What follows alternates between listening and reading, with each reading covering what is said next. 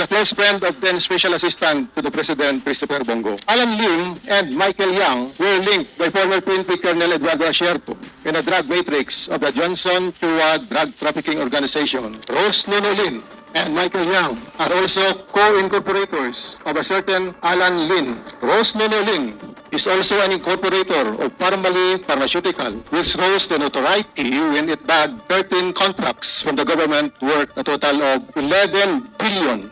Later, investigations revealed that the incorporator of Baofu Land is Alice Lial Guo, or Guo Waping, the former mayor of Bamban Tarlac.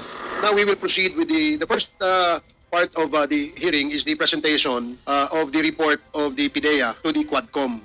May kaugnayan po ito dun sa drug situation na dito po sa ating bansa. So PIDEA, are you ready with your presentation?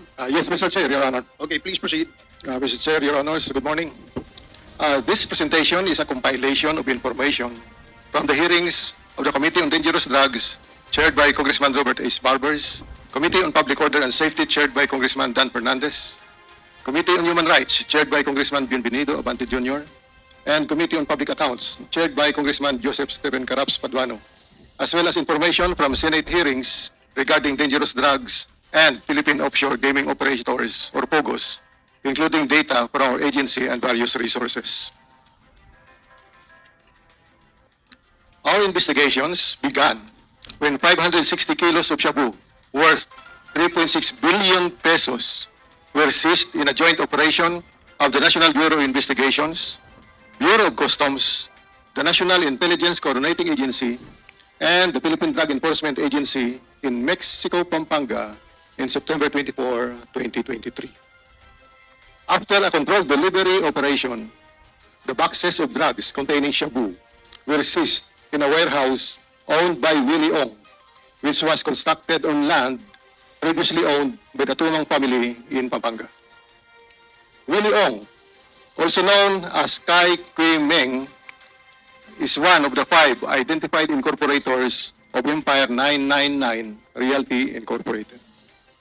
Another incorporator of Empire 999 is IDT Yang.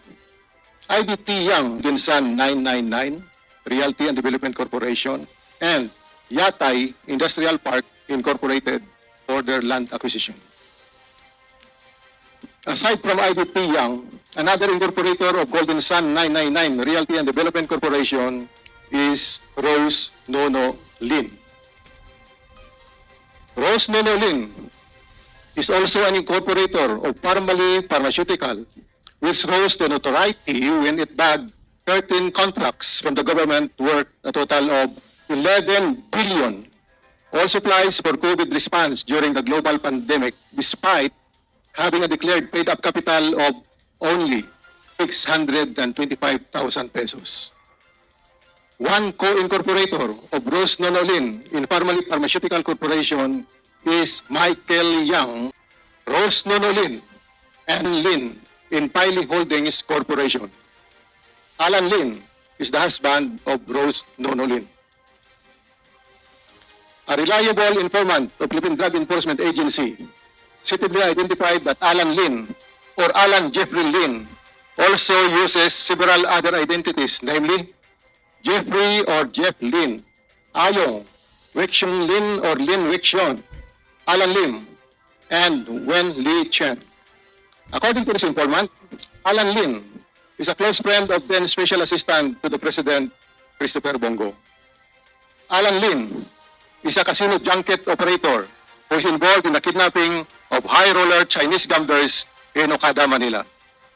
Alan Lin, or Wixion Lin, was involved in a case involving illegal drugs in Cavite, but this case was dismissed in 2015. Further, Alan Lin allegedly holds Vietnamese, Burmese, and Cambodian passports.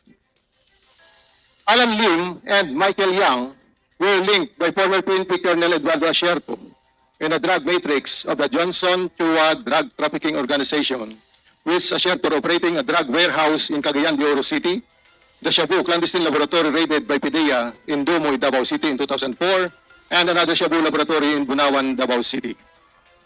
Michael Yang handled shipping requirements for Johnson Chua, while Alan Lim, who was connected to Yang, operated a clandestine Shabu laboratory in Cavite. Yang Jianxin, also known as Tony Yang or Antonio Maestrado Lim, is a sibling of Michael Yang. Tony Yang is allegedly the owner of a Pogo in Cagayan de Oro City and affiliated to Mr. Junson Chua. The same Chua is a known smuggler and implicated in the dismantled clandestine Shabu laboratory in Domoy, Davao City in 2004, his state group.